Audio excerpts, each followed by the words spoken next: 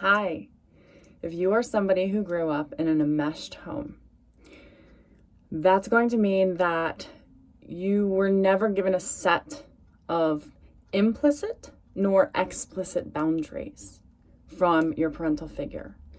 And this could come across as theoretically being oversaturated by neglect from a parent who doesn't actually guide you. This could come from a parent who actually uses you as their therapist and overshares with you. This could come in many different forms, and sometimes it is overt and sometimes it is covert, but basically you won't feel like you have a separation between yourself and the other. And when you grow up in an enmeshed family system, you grow up to believe that oversharing is caring. And that could look like, I used to think that people only cared about me if they shared their deepest, darkest secrets with me because I was the therapist for my family system, right? And I also thought that to be in relationships with people, to have them be meaningful at all, they would be able to hold space for my oversharing. And for a while that really worked because I always surrounded myself with people who came from dysfunctional families. But when you get healthier and you realize oversharing is not caring, that's something that you were systematically taught was the way to relate. And that kind of way of relating is actually theoretically suffocating, which I'm sure you understood as a child, but we still bring it, the way I say it in Earn Your Luck, is we bring old principles to a new school. So a lot of the people that I work with, and I had this brilliant example the other day. Somebody said that, I said, who does this remind you of? And she said that when she was a child, she would go to her father with art projects. And I call this stick soup in Earn Your Luck. But she would go to her father with art projects, and sometimes he would praise her and actually pay attention to her and kind of actually also critique her. But he would focus on her work. And other times he would be very dismissive. So to the child mind, and then we grow up with this mind, and it's still overlaying her circumstance right now, which we're tackling. To the child mind, the mind thinks, oh, I have to get better at art. And the mind becomes a perfectionist at a doing, at a skill, so that it can get attention and connection from this other person. Right? Because sometimes it's hit or miss. Even if you're enmeshed with somebody, that's why enmeshment is so tricky, because if you're in a dysfunctional home, you're going to end up becoming like an empath because you have to be enmeshed with your caretakers if they are unpredictable, just to maintain your own sanity and have any semblance of inner predictability for yourself. You have to enmesh with them to survive. And then we grow up with those patterns, and we still bring this sense of survival into relationships instead of enjoyment over relationships and within relationships. We think there's something we have to do in the relationship for it to be functional. And the interesting thing is that had the child known that her artwork and attention to it was contingent on his mood and what was going on beyond that moment, had nothing to do with her skill level or her art, and everything to do with his mood, she might have chosen a different, maybe a different way of being about her perfectionism in artwork, right? So there's a doing aspect of, oh, if I get better at this, I'll get more attention.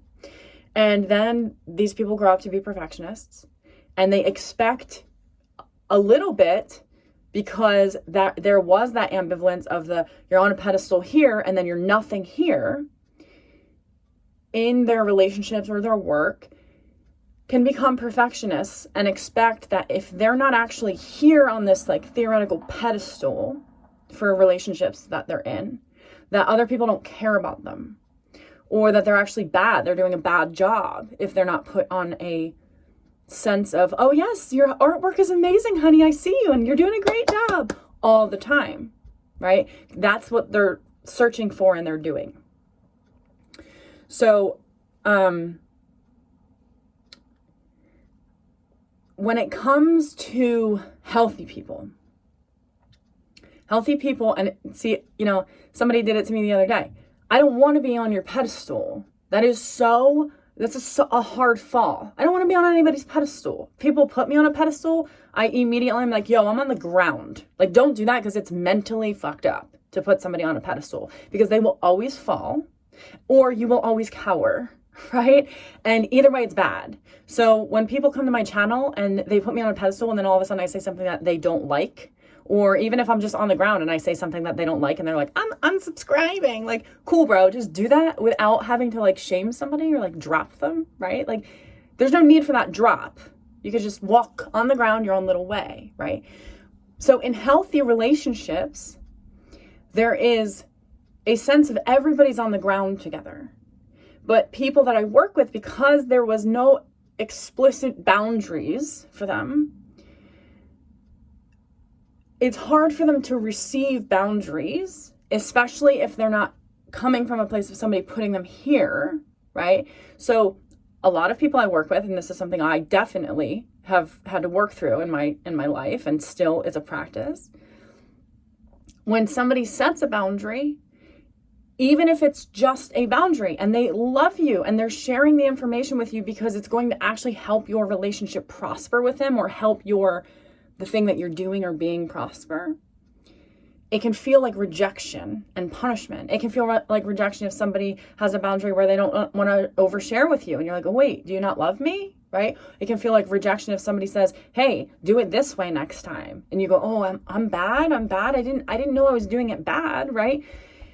And so there's this feeling of when other people set boundaries. A lot of times we talk about boundaries, and yes, we have to learn how to set boundaries when we can receive other people's boundaries. They can teach us. When healthy people can show us healthy boundaries, if we can receive them and internalize that externalization that we've never really been able to do because we never had anything solid to like connect it to. Even words from our upbringing were probably like, well, that's meaningless, right? You're saying that, but it's probably not true.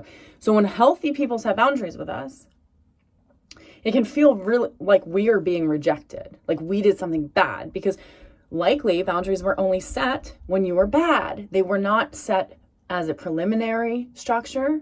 They weren't set implicit or explicitly. They were, you're already over the line of the boundary, and now I'm telling you that you created a boundary, and it comes across as charged and punitive. But healthy people and healthy parents can set boundaries by just sharing the expectation and expecting that the expectation is honored. And if it's not something that can be honored, if it's unreasonable, that the other person can share back and say, this is why it's unreasonable. That's how healthy people create boundaries.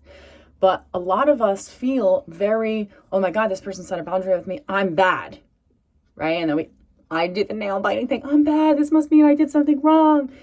And the healthier I become and the more I understand about relationships, and I'm so grateful for the vast contrast I have in this department of development, is that boundaries are wonderful information about how to sustain a relationship if it is healthy.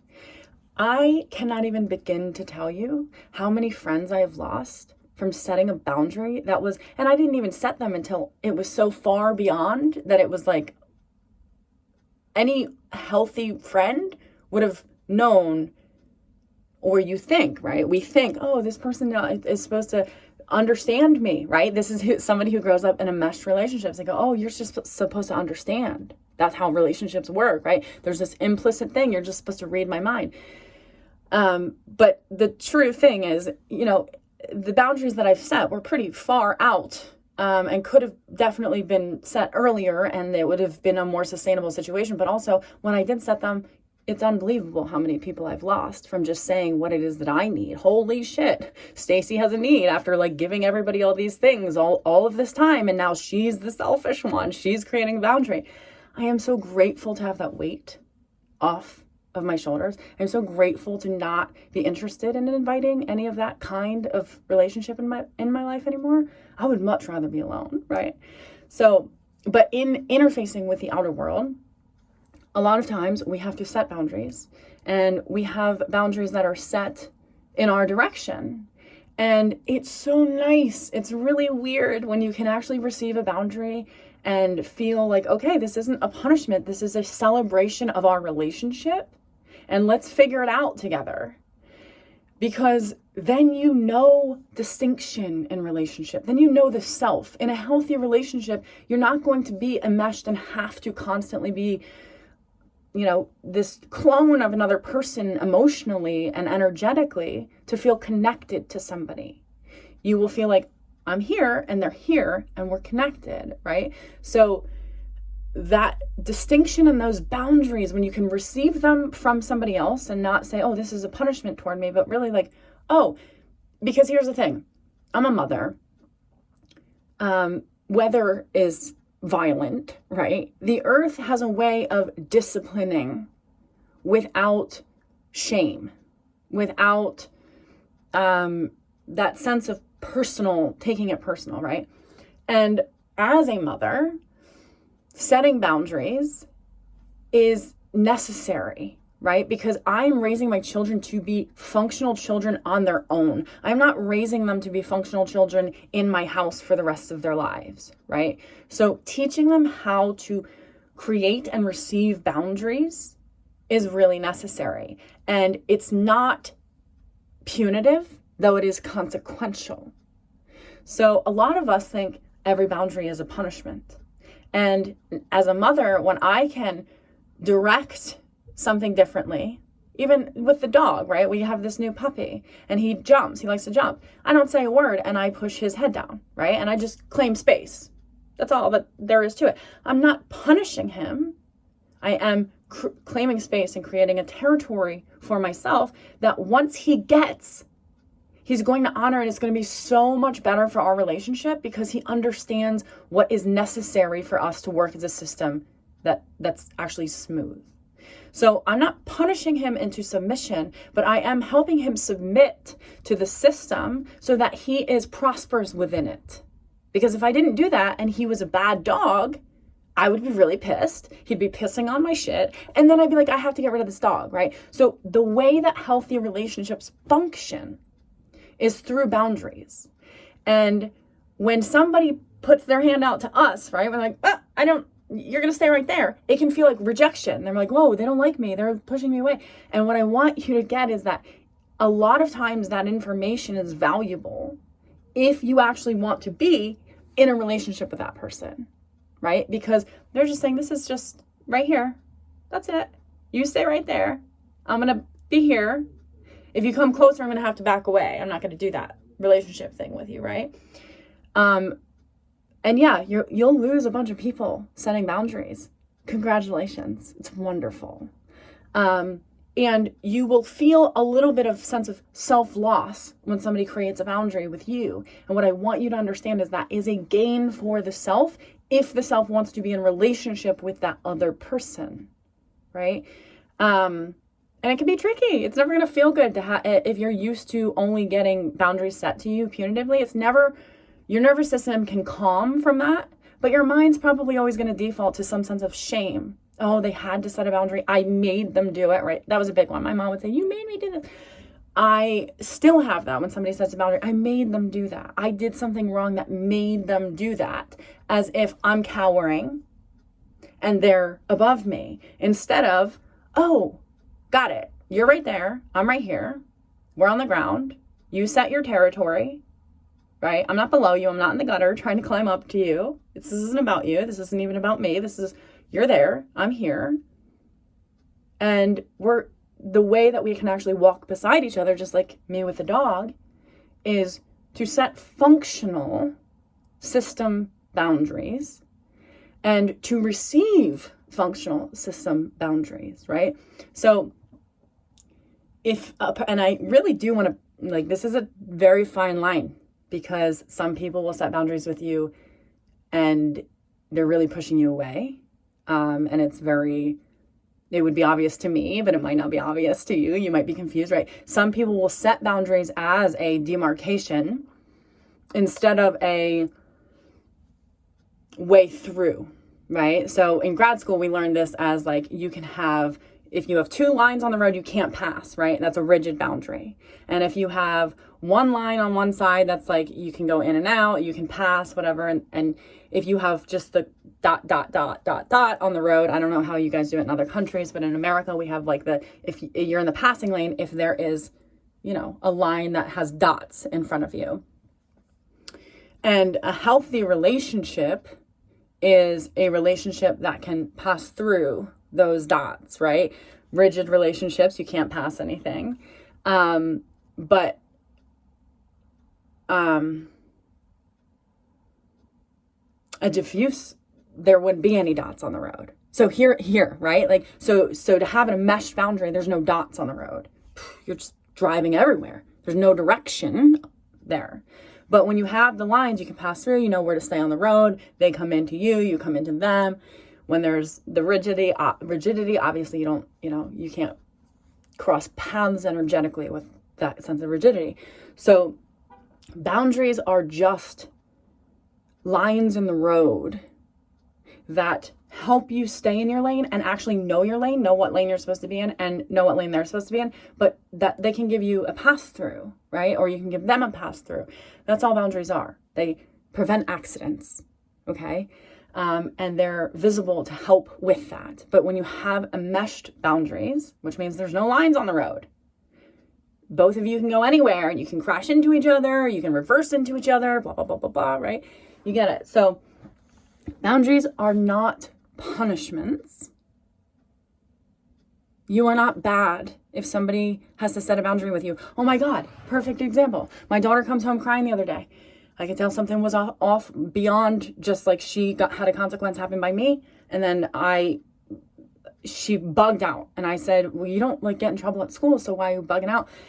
Because she was saying, why am I so bad? Why am I so bad? Why am I so bad? So we got down to it and I realized that she actually had gotten in trouble that day at school. She didn't get in trouble. Her teacher told her to stop talking. And she took that and internalized it with a sense of perfectionism, going, I don't know if I did stop talking. I can't remember, blah, blah, blah. She internalized it as she was in trouble because her teacher asked her to stop talking. And I said, honey, your teacher asked you to stop talking so that you would be able to be a part of the class, so that the class could keep moving. She asked you to stop talking, not because you were bad, but because she knows that you're really good and she knows what she has to help you do to stay really good. She knows how to help this class, and her teacher's a really good teacher, obviously. She knows how to have this class, do what it's doing, right? So and my kid's 7, I had to totally reframe for her. She's going, why am I bad? Why am I bad? Why am I bad? My teacher had to tell me basically to stop talking. Why would she do that if I was good? And I was like, honey, this is just what relationships are like. It doesn't mean that you're bad. It means that the way to stay good in the system so that everything's all good is to stop talking. If you didn't stop talking, maybe then we'd have something to talk about like being in trouble or being bad. But her giving you a direction doesn't mean you're bad. It just means that she loves you enough to tell you what to do so that you know how to stay in a position that's going to keep you feeling good at school every day, right? So if somebody sets a boundary with you, you're not bad, and you don't have to go perfect the art, right? You don't have to go perfect the skill that you think, oh my God, they set a boundary with me. Now I have to perfect the skill so that next time they don't have to set a boundary with me. No, you're all on the ground, right? This isn't about doing. You don't have to go perfect the skill so that your dad maybe pays attention to you when you do the art project better. This isn't about skills, right? But a lot of us will feel shame and go back to perfectionism and try to tidy up with putting our skills in front of us. Boundaries aren't bad, and you're not bad for setting them. Somebody else isn't bad for asking for your reception of their boundaries. It doesn't mean that you guys are in a bad place in a relationship unless you have friends who can't tolerate boundaries and okay, this is no longer a friend. This is a dysfunctional situation. That's good information, right? So boundaries aren't bad. They help you stay on the road. And when somebody says to you, hey, get over on your lane, it's because they actually care enough about you to want to keep driving next to you, right? Usually, not if they're dysfunctional. It's a very fine line, but I want to help you with your nervous system understand that really, if somebody sets a boundary with you, it's great information. It's really good information about who they are. And if you want to honor it or not, and if you don't want to honor it, that's great. And that says something about you. And if they're not of value enough for you to honor it, that's totally fine. Honor that in yourself, right? But you learn a lot about yourself and about people through staying in your own lane and having a lane, right? Because in enmeshed boundaries, there are no lanes. You have no idea where the hell either of you are going, and you just follow each other and then think, oh my God, I'm lost if the other person isn't like right in my asshole. So that's not a healthy relationship. That's an enmeshed relationship. And that is the relationship that thinks that oversharing is caring and thinks that, to be in relationship is basically to be in the depths of each other's pain constantly. So again, boundaries, if somebody sets them with you, it doesn't mean that you are bad. It doesn't mean you're bad. You're not in trouble. Boundaries, just because you were raised like that and you think, oh my God, this means I'm in trouble. That's not what it means in the real world, right? The real world. My mom always told me was going to come kick my ass. She did all of that for me. The real world, like, I'm grateful because yes, I put myself out here. People are, who they are in this way. When you work with codependency, you attract a lot of narcissists, right?